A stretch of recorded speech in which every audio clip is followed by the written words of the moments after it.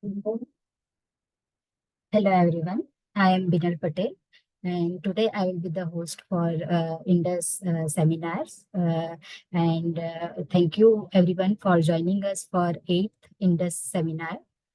So we have Anwesha Mahrana as speaker today. Currently, she is a PhD candidate at Center for Mathematical Plasma Astrophysics, KU Leuven, Belgium.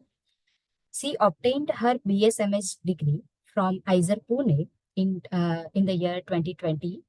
Her research interest lies in the solar physics and space weather. For that, she employs the data-driven modeling and numerical MHD simulations. Her scientific research lies in implementation and validation of advanced CME models in European Heliosphere and forecasting information asset, that is EUHFORIA. From the space weather point of view, she have experience in coupling EUHFORIA to the MHD models such as OpenGGCM. Apart from solar physics, she is interested in the field of environmental and sustainability policy. She is also interested in science outreach and communication related activities. Today, she will be talking about space weather forecasting capabilities of CME models in EUHFORIA. Over to you, Anwesha. Can you hear me fine? Yes, we can hear you. Okay. Thanks a lot, Binal, for the kind introduction. Good afternoon, morning, evening to everyone. I'm Anwesha. I'm working with Professor Stefan Putz at KU Leuven and Jasmina and Luciano at ROB. I'm delighted to be presenting my work in front of the Indus fraternity today. I'll be talking about the CME models as mentioned. Please pardon my intermittent noise of coughing in between. Okay. I will start with providing the context and motivation of this work, then introduce EUHFORIA and the setup of our work.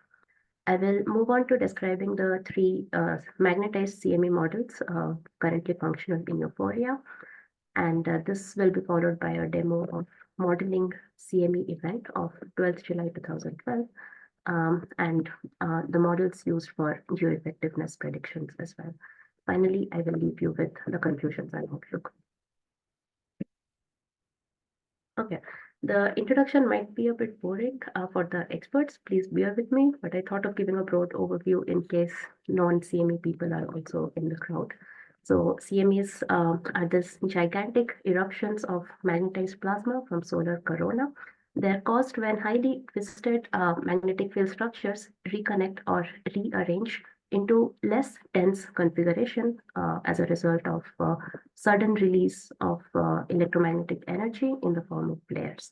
And this outburst of energy is accompanied by explosive acceleration of the plasma, as shown here in this very active period in 2012, where you can observe CMEs from the limb of the CME of the coronal graph, and there are also some halo CMEs, which one of them will be here, this one. So when such halo CMEs erupt, they could be either earthward or from behind the sun. For the earthward CMEs, fragments of seconds later, a radiation storm disrupts the instruments on board spacecraft in a way that is seen here as chaotic, sparkling disturbances. So why study CMEs? These are one of the primary causes of intense space weather disturbances at Earth and pose potential hazard for our space and ground-based technology, economy, and human health. The plasma and energetic particles damage our satellites, cause radio blackouts, power grid disruptions through geomagnetically induced currents, radiation effects for astronauts and high altitude aviators. Lately, space weather has been in news as we are entering the maximum period of the solar cycle.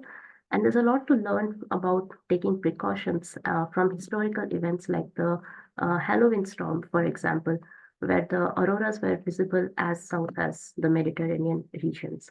There were disruptions in train signals, multiple power stations were disrupted, and satellites, of course. Okay, with that context, now let's take a look at the structure of CMEs. On the left is a pre-space era drawing of solar eclipse, which captured a CME coincidentally. The detailing is so good that sorry, you can also see a nearby streamer which was interacting with the CME, and it's captured by the artist. And on the right here, I found a similar event that we also observed. Here is a streamer, and this is the CME. And CMEs are observed with this three-part structure with a bright core containing the cooler plasma, the dark cavity, which has the magnetic flux rope, and the bright loop in the front, which is the compressed plasma swept by the flux rope.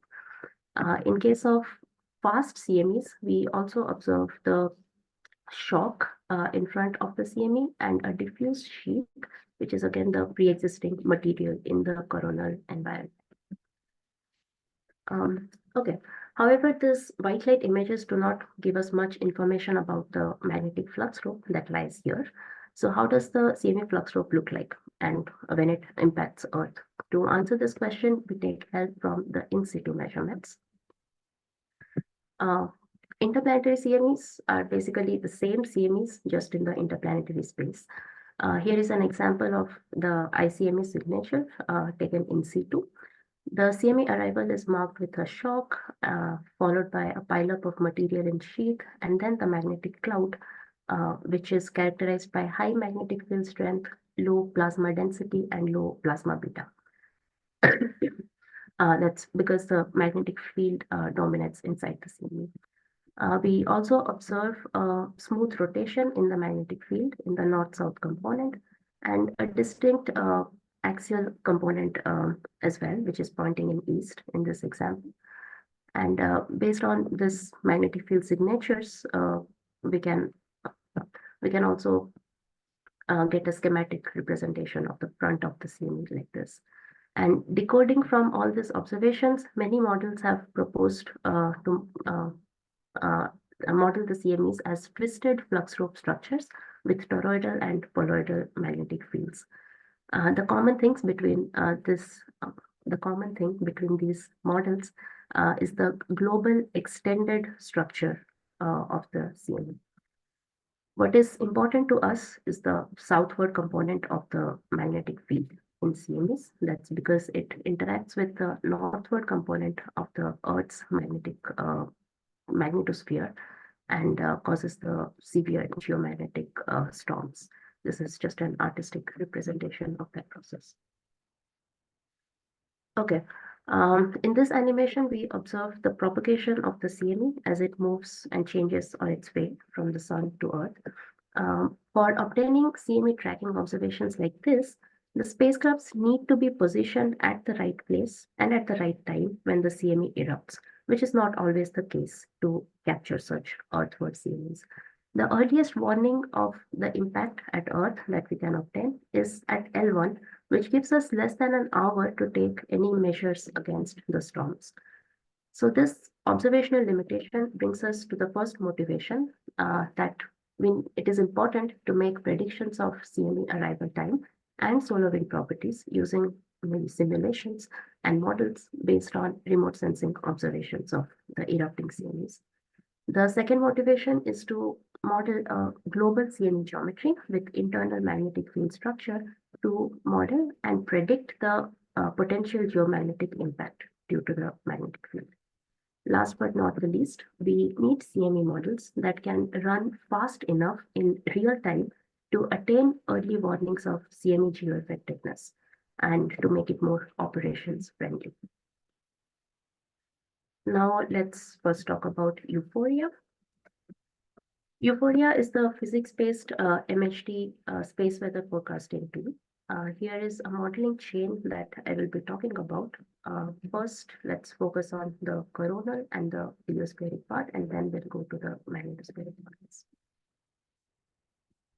The coronal model is a semi-empirical model called the Wang-Shili Arch WSA model, which provides the solar wind, plasma, and magnetic field parameters at the inner boundary, which we set at 0.1 AU, where the solar wind becomes super fast and super arctic. The magnetic field lines are extrapolated using the PFSs and the SCS models, and they extrapolate the field lines in a radial fashion up to 0.1 MeV. The plasma parameters are then computed using the empirical relations of this modified WSA approach, where the solar wind speed is an empirical relation of coronal hole properties like the flux tube expansion and the distance between the foot point of the field line to the coronal hole boundary. The solar wind background from this coronal model is used to initialize the heliosphere. CMEs are also injected at the 0.1 AU boundary as time-dependent boundary conditions. What that means is that we compute the cross-section of the CME model as it would look like while crossing a spherical boundary surface. And this drives the 3D time-dependent heliospheric model, where the ideal image equations are numerically solved, and the solar wind and CMEs are evolved self-consistently, as shown in this video. Okay, now introducing the CME models. There are different CME magnetic field mathematical models based on different geometries. I present a few examples here, which will inspire the models in EUHFORIA as well.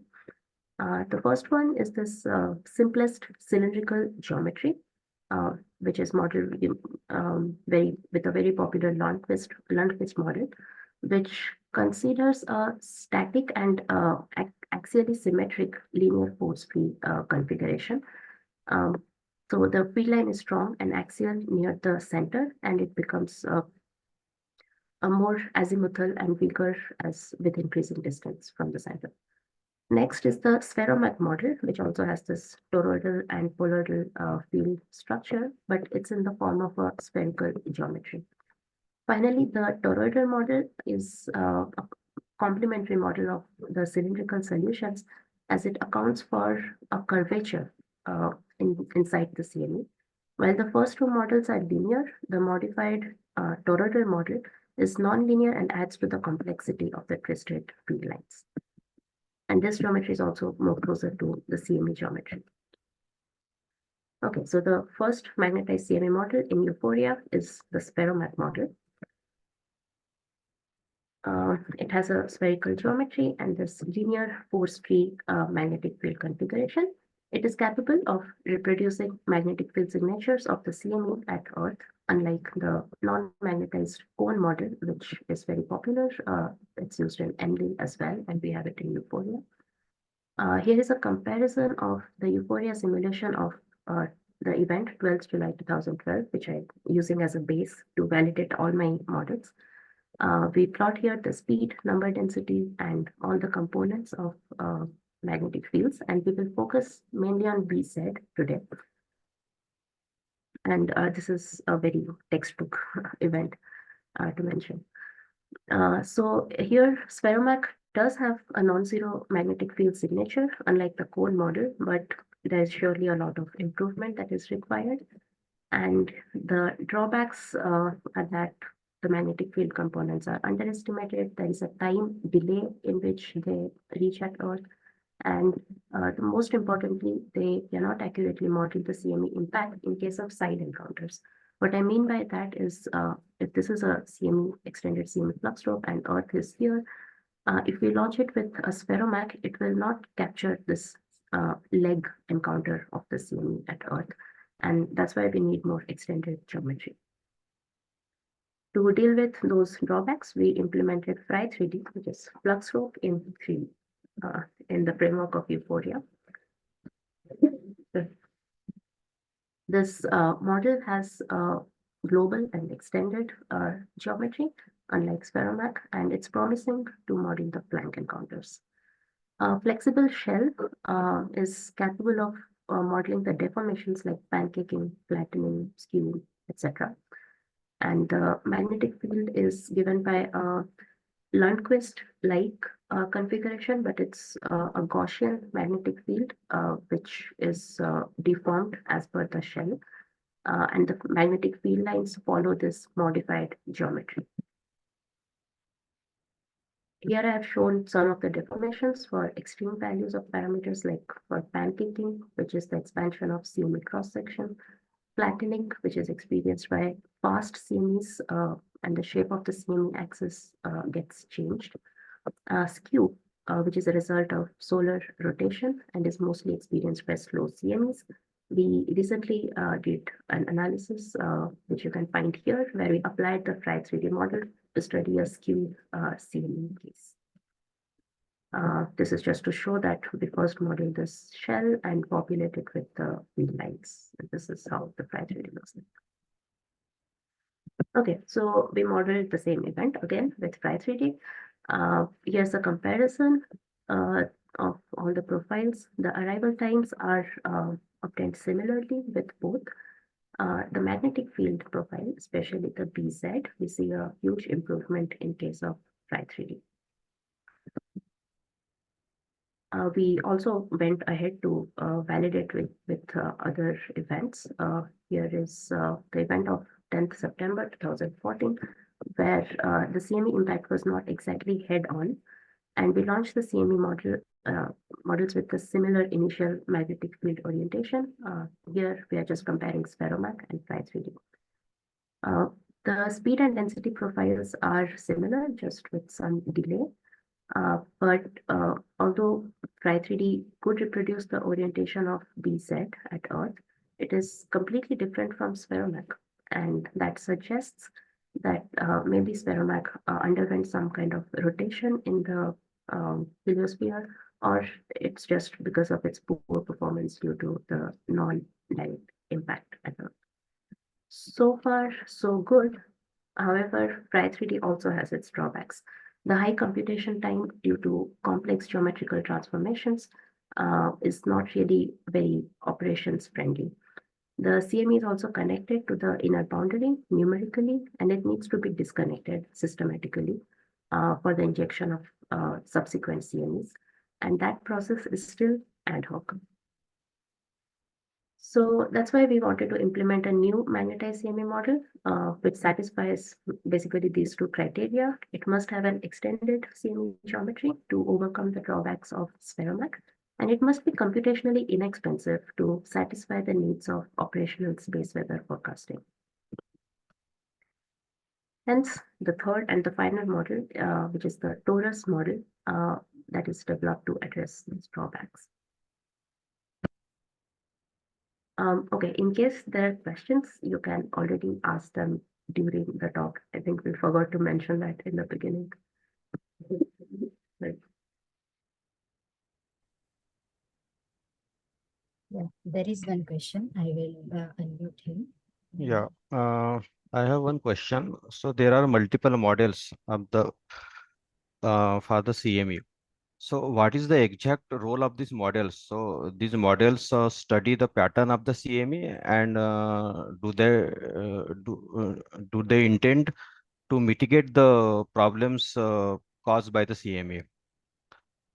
Yes, so we cannot necessarily mitigate by just predicting the profiles, but predicting the profiles way in advance will give us a lead time to take mitigation efforts, like we can maybe shut down the satellites for a while, or for the power grids, I think they would have some way to channelize the excess induced current so that the power grids don't get damaged. So those things can be done. In this study, I'm showing how we can improve our modeling capabilities to improve our predictions, basically. Which model can model this BZ component of the CME better, which model maybe predicts the arrival time better. So we can do a comparison like that. Does that Okay. answer? Yeah. Thank you. Yeah. Yeah. So, just one more question. Couple of days ago, there was CME, I think 23rd to 25. So that was some level for CME, and it has caused some disturbances. Some satellite communication also it has caused. So Yeah. it is because of some change in the polarization of the sun. So south pole turning to north pole and north pole turning to south pole. That was the reason. So Um, it change in the fluctuation of the magnetic field of the sun. So of the sun, or was it a CME that you're talking? sun. I actually read that. So that was the result of fluctuation in the magnetic field of the sun, and it happens in every 11 years, like that. So Yes, so there is this solar cycle that we have, which yes, goes yes, from solar minimum to solar maximum. And yes, during yes, yes, that correct. period, the sun is gradually changing its polarity. It's not like it just switches, flips Okay, in okay. one go. It Mm-hmm. was not like when you're mentioning about a couple of days back. It's not Yes, yes. because the sun just flipped its Okay. polarity, but it was because of maybe a CME, which I'm not sure how big it was. I haven't followed it up, but it might be because of the CME and not the sudden flip. Yeah, yeah, actually, That's I right. had read that, so just Yeah, wanted to know yeah. about that. Okay. Okay. So, so when generally starts, it lasts for couple of days normally, right? So, what is the normal time of that? So, the CME. Um, CMEs can take up to, depending on how fast they can take 2 to 4 days to arrive at Earth. But then depending on how big the CMEs are, they take uh, 8 to 12 hours or less or more to pass Yeah. through Earth as well. So when they're Dep passing through Earth, there will be this disturbances, ongoing disturbances. okay, okay. Yeah. Thank you so much. Okay, continuing with the latest model. Uh, yeah, so the new Torus CME model has been implemented in EUHFORIA. More details about the implementation can be found in this recently accepted paper. Observations suggest that the CME magnetic clouds are extending back to the sun, which introduces the curvature in the flux rope that can be modeled more accurately with a toroidal geometry. For the internal magnetic field configuration, we use the Miller-Turner field topology. The magnetic field is already in toroidal geometry. It's force-free and has a constant twist. However, the Miller-Turner solution is not exactly divergence-free for smaller aspect ratios. Hence, we use the modified Miller-Turner solution to mitigate this problem so that our model works for all sorts of aspect ratio of the CME. There are a few geometrical parameters, namely the small radius and the big radius. The small radius determines the cross section of the CME, like how fat the CME is, and then the large radius decides how wide the CME is. Here's an example of increasing the small radius while keeping the large radius fixed.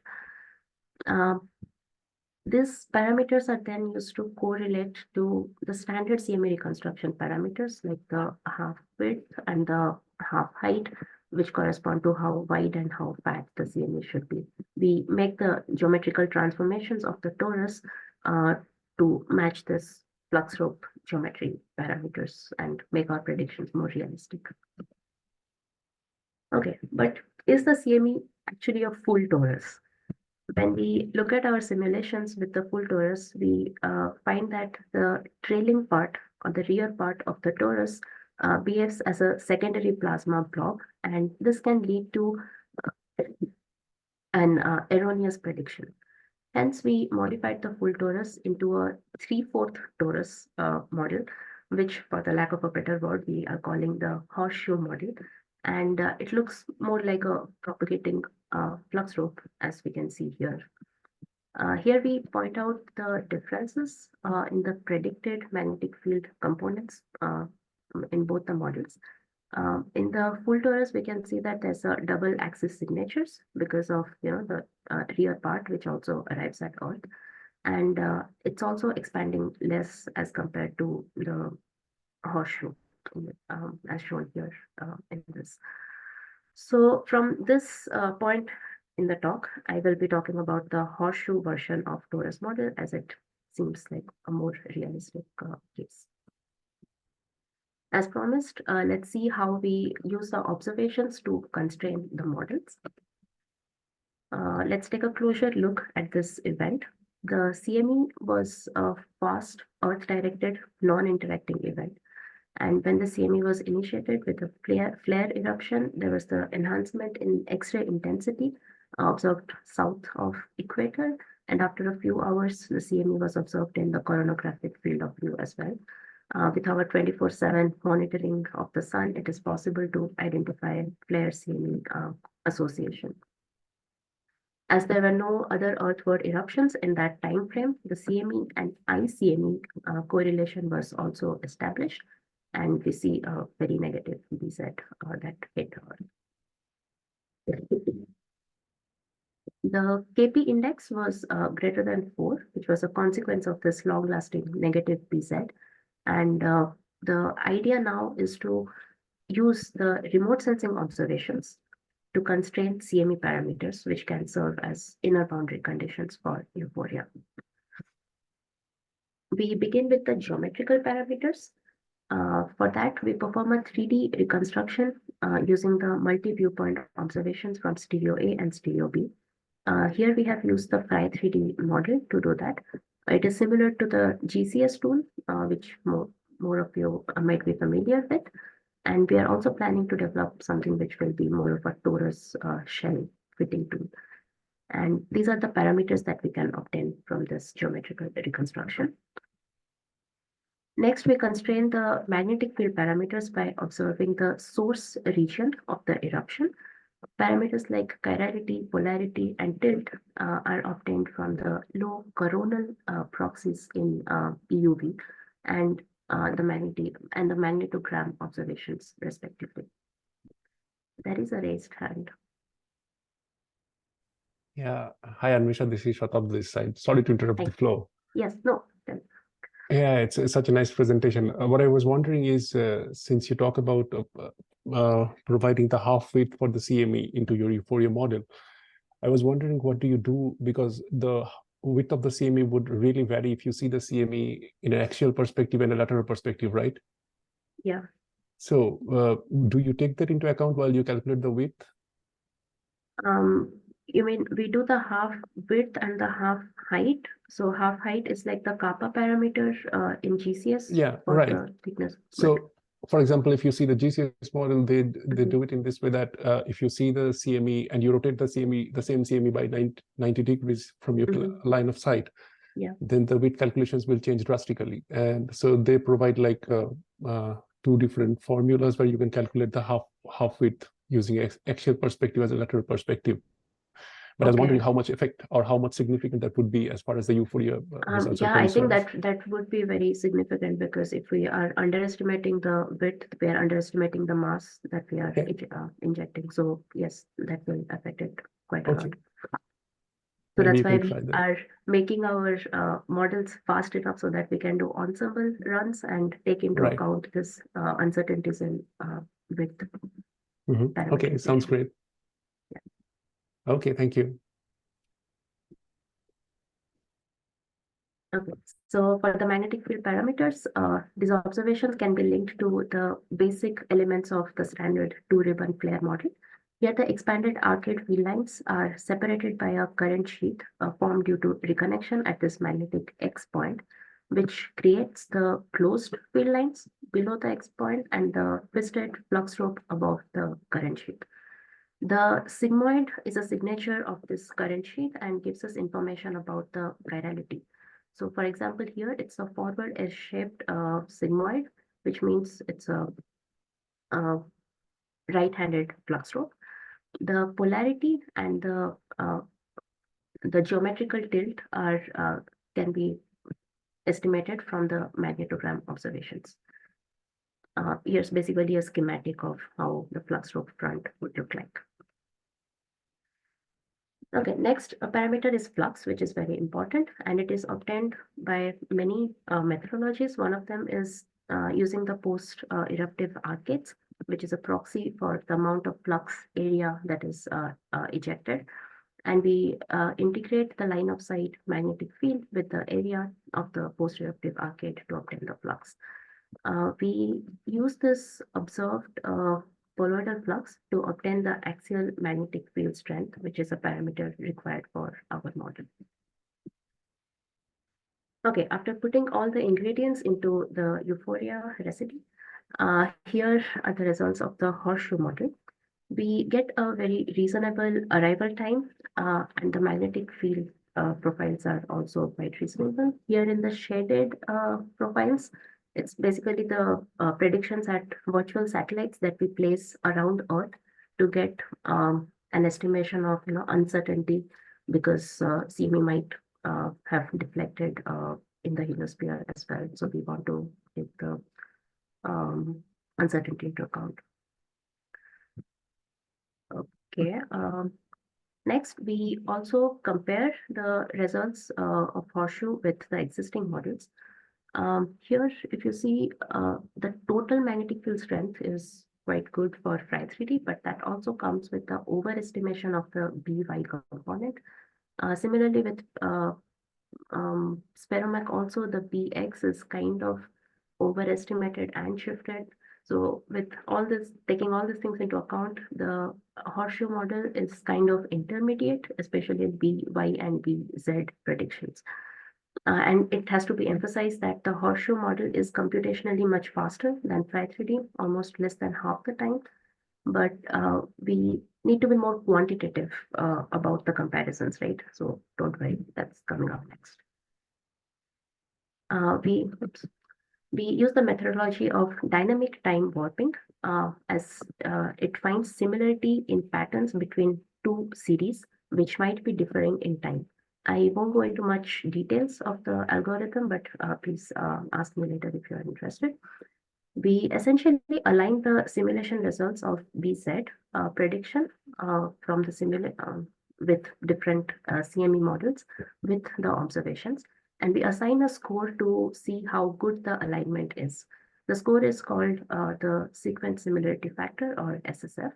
The lower this SSF value, the better the alignment.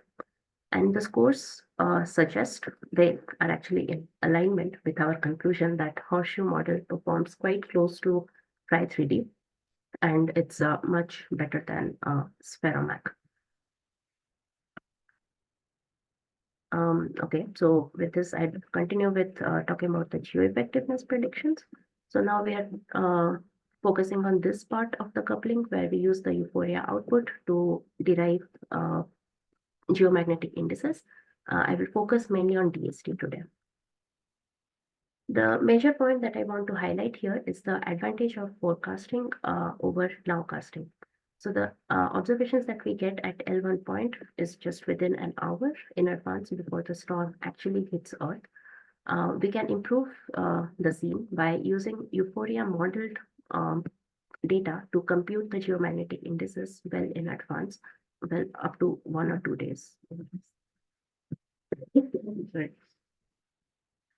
Here's an example of computing the DST indices using the empirical relations of O'Brien and McFerron.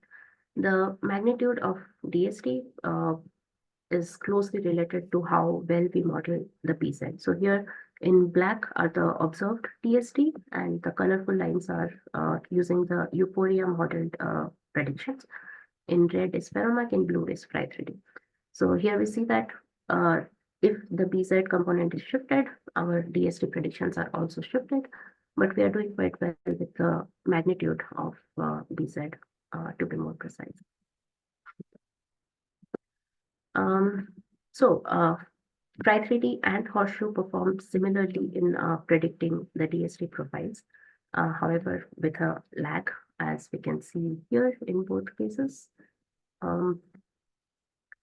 The correspondence is also very visible with the PZ component, as shown in the previous slide as well. So in summary, horseshoe does meet our requirements of improving the runtime and for obtaining reasonable magnetic field predictions. And this setup is also suitable for doing ensemble modeling for prediction error estimation, like we were discussing before, because the observational parameters that the parameters of the model that we constrain from observations have uncertainties associated with them. So we need to do multiple ensemble runs to get the proper error estimates on our predictions. Okay, so finally, conclusions and outlook. I have the outlook first, but okay, no worries. We want to improve the horseshoe model further. One of the things that we want to try is contracting the whole torus into a shape like this, which is more CME-like. Because right now, when we do not inject the full torus, this gives rise to abrupt currents at our numerical boundary of the simulation, as our solution is not force-free anymore. Hence, we want to contract the torus so that we can inject the full magnetic field, and it might take more computation time, like Phi-3D, because now we won't have a very simple geometry anymore, but it will be more physical. The second thing that we want to develop more is the modeling of the sheath region. So we have been focusing mostly on the magnetic clouds, but the magnetic field in the sheath is also not negligible. It's it has quite good magnitude, and it can also be negative in BZ. So we want to add an additional sheath in front of our flux rope and see if that improves the results. So in conclusion, we have magnetized CME models in EUHFORIA, which are improving the geo-effectiveness predictions. Phi-3D CME model is an upgrade over spheromak, but it is time consuming. So that's why we developed the simpler horseshoe model with the modified Miller-Turner magnetic field configuration. Output of EUHFORIA is also coupled to magnetospheric and ionospheric models to predict the geomagnetic indices. And we are looking forward to improving our models by constraining them better with the new and upcoming missions these days. Okay, so I guess that's it.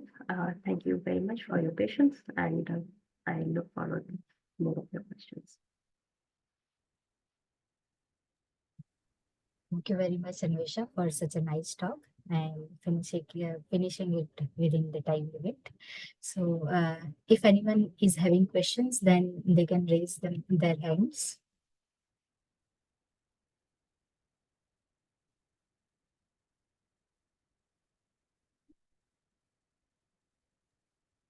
So as of now, horseshoe model is a best model, right? Yeah, in terms of how fast it is compared to Phi-3D, so it can be more operations friendly if we want to do live space weather forecasting. Like if you see a CME and then you want to predict more accurately when it will arrive, how it will impact Earth, then in that case, the horseshoe model is a better option than Phi-3D. But Phi-3D so far is the most advanced model that we have. Okay. So in Aditya L1, there must be some model must be installed, right? So... No, these models are we run on Earth. Okay. No, on Earth. Using, Okay. Yeah, we can use Aditya L1's observations of the CME to all this constraining that I was talking about, to reconstruct the CME to get its magnetic field signatures that we can do with Okay. missions. So these models are operated from Earth only. Okay. Yes. Okay. Yeah. Okay. Thank you so much.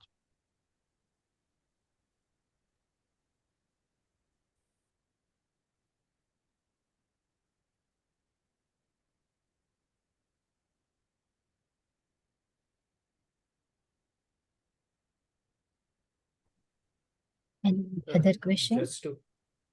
Just to end on a light note, the last outlook part which you have mentioned it, the CME model was extending outwards in a normal case, but if it can it be like a different kind of a geometry like this one? It is just elongating as a normal shape, like it holding its geometry, means stretching outwards.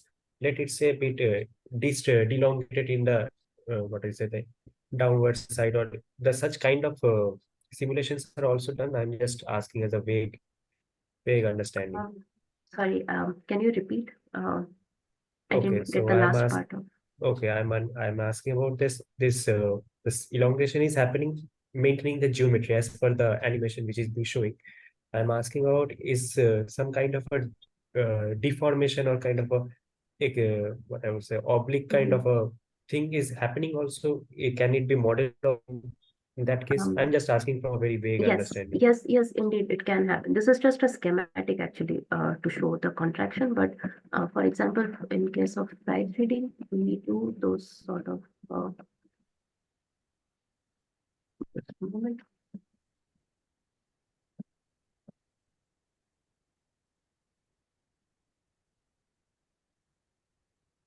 Yeah, so when it is propagating, it can also be skewed like this.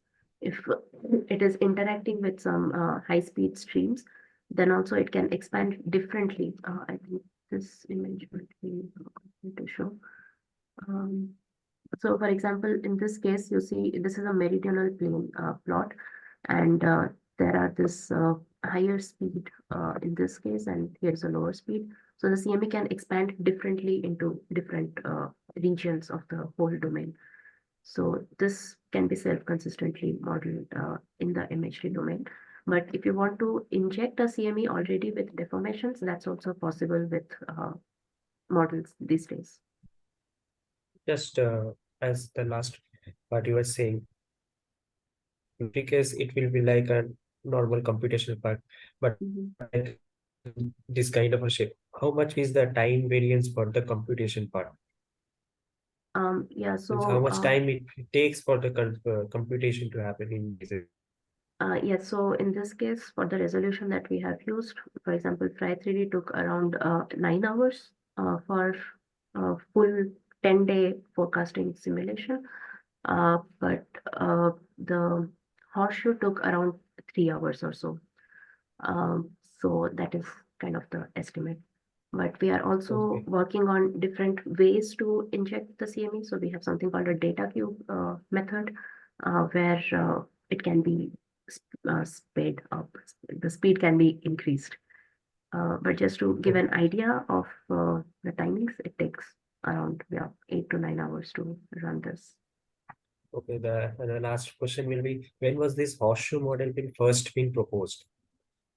Oh, that's just a name that we gave to this I'm implementation. understanding, but let's just Yeah, as a that the name was proposed, I think, in January when I was talking to my supervisor that okay, I cannot say this is exactly a 3/4 torus. So what name should we give? And then we were trying to think of names, and I was like, okay, this looks like a horseshoe, so just name it horseshoe. But we are open to better names if there are suggestions, because I was not fully convinced to name it horseshoe. We are still working on the publication. It has to be submitted soon. We have more questions. Thank you, Sayanji. Yeah, Chitradeep, you can ask. Hi, thanks, Vinal. Anwesha, can you hear me? Yes.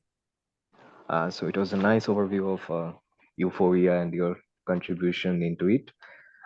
Digressing a bit from CME because I'm not a CME person, I'm quite interested in that tool that you mentioned, dynamic time warping. Yes. Could you please elaborate a little bit? How does it work given two sequences? If you can. Yes. So basically it it creates this ensemble of alignments, and there are different instances of those, and it starts from the beginning and calculates this DTW score that we tell. So it's like, okay, what is the total score of each alignment, and it tries to optimize the path of this alignments to reduce the score as much as possible. So I think these are the references, but this is also used quite often in comparing the DST profiles. I think that's where it was used first, in space weather community. There are also some work where they compared the solar wind high-speed streams modeling, and now we are applying it to the PZ. So there are already open access, I think Python packages also, and there is one more from Samara et al. 2022, where you can get the code and just use whatever time series you want. And you can also get a distribution of what are the time shifts and what are the amplitude shifts of this alignments. So instead of doing an RMSE error, which averages out everything, here you can get an idea of where it is doing good in alignments, where it is not doing good in alignments, and things like that. So do you need to have equally binned sequences in order to have these tests done? Yes, I kind of, if you see my blue is the observed data, and I have I had to smooth it because my, the simulation is not so that this green high lines resolution. kind of making one-to-one correspondence between two time series. Yeah, this is so that again, this is one of the drawbacks, that it can make multiple correlations if the binning is not the same. There are certain points there, but we try to minimize that as much as possible. That's one problem with comparing observational, very high resolution, fine structured data with simulation data. Yeah, that's good. There is something else which I'm aware of. I was not aware of this, and it's called Banger's causality test, where also you can investigate whether there is a causality between two given time series. So, but I was not aware of this one. It's nice. Thank you. Okay, maybe I'll ask you what that is. You can send me some links. Sure. Thanks.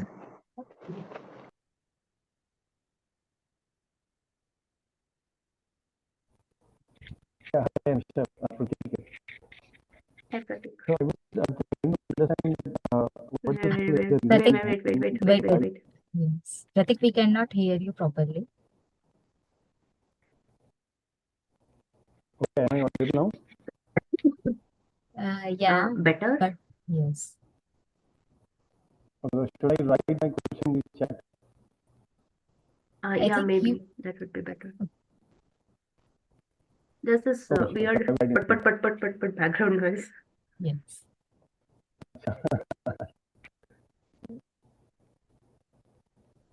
Okay, so I will write it in the chat. Okay.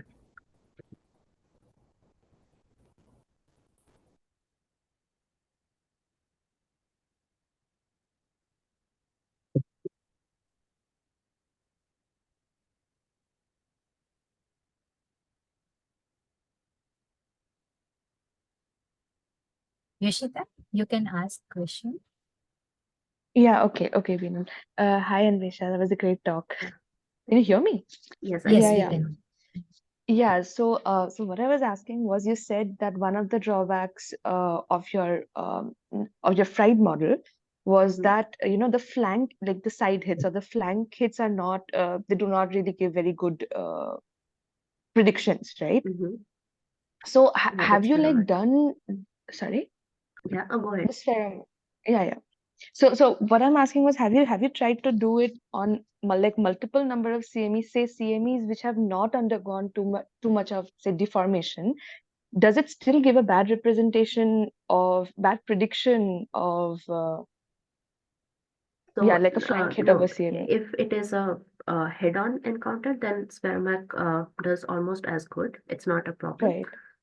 But if it's a more deformed case or a flank encounter, then it is a problem. But I did not go into much details, but spheromak also has another drawback, that it rotates in the heliosphere to align with the solar wind magnetic field, because it's just a blob, and it has more degrees of freedom than being connected to the sun. So that also gives rise to some erroneous predictions. That's why, that's one of the drawbacks. But as you pointed out, if it's a very head-on simple case, then spheromak does then it'll as work good. well. No, I mean, like, fine. I have been doing some analytical, fitting and predictions of CMEs. Yeah. So I understand. So even in my case, like flank hits, I cannot represent them very well. I cannot predict them very well, because what I understand is mostly we are taking the CME to have a flat front. But if you have a spheromak model, it mimics the structure of a CME to a reasonable degree, at least much better than analytical models. But I have also, I don't know if this is, I can claim it, but I've also seen that if I kind of change the velocity profiles of a flank hit, I do not keep it the same as what I observed near sun, say. If I change it or rather generally increase it, I do get a better fit. I don't understand why, but have you That tried could be something because like it that? expands more if it's a Right. higher speed, and maybe because of that you get a big spheromak basically, which can cover the flank Okay. encounter. I mean, that's something I can think of. Okay. Because, Yeah. so for example, if I look at this in this cartoon that I was showing, if I increase the size of the sphere or the circle, then you can hit Earth properly. Right here. Yeah, I got it. The red Got it, circle, right? Red circle. But if Right. I would have made the red circle as big, of course, I am overestimating the size and the mass, flux, everything, but it will still capture it. Because if you're increasing the speed, that also expands the Yeah, I got it. CME. Okay. Maybe. Yeah, okay. Thanks. I'll go ahead with Prateek's question. Prateek was wondering the reason of Fly 3D model being much slower than Horseshoe. Do you have any idea about it? Is it computational step is much lower, or the insertion time is more? The insertion time is more because of computing this mask function, because we don't have a trivial axis anyways. We don't have, sorry, we don't have a trivial axis. For example, for spheromak, we can say, okay, if the point is within this radius, then the, okay, let me do it in a better way. Yeah, on the inner boundary, we can check the distance of a point to the center of the spheromak and say if it is inside the radius of the spheromak, then it is part of the flux robe. But it is not that simple to do in case of the Fry 3D axis, because the axis is deformed and it's just a more chaotic process to do that. I think I can explain you more and better later if we talk again. I'm just tired, sorry. But I have an answer to that. Yeah, okay, thanks. Okay. Hey, we can hear you now properly. Yeah, I joined from the phone, yes. Yeah. So my Torus question was also, only it was that whether similar. it's the computational problem or whether it's the insertion problem. So Yeah, if you make the the insertion algorithm much faster, then it can become faster. yeah, that's what we are trying to do with data cube, like you are doing with Pluto. If we can already make those data cubes with the the mask function, then the simulation doesn't take, the simulation will take about 10-20 minutes after that max. But Okay, so the simulation time or the time step is the same or similar with the horseshoe? Or there in is the a difference? MHD domain, it's similar. Yeah, in the MHD domain, yes. Yeah, in the MHD domain, it's similar. Okay. Yeah. Thanks. Nice talk. We have one more question in the chat box. So her right. name is yeah, I will read it out. Okay.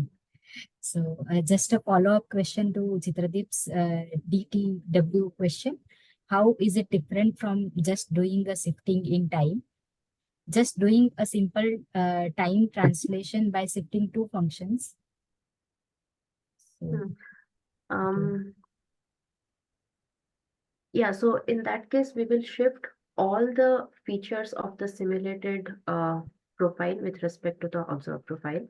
But in DTW, it can identify different time shifts, because we might be modeling one feature and we might not be modeling another feature.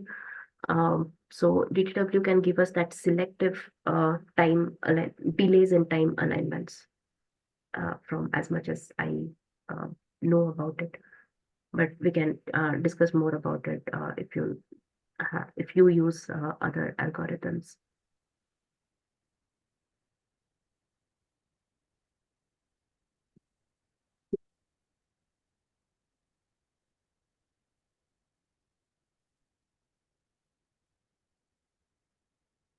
Okay, I think there are no more questions. So thank you, Anwesha, for such a nice presentation and discussions. Thank you, everyone. Thank you, everyone, for joining. We will end this meeting. Okay.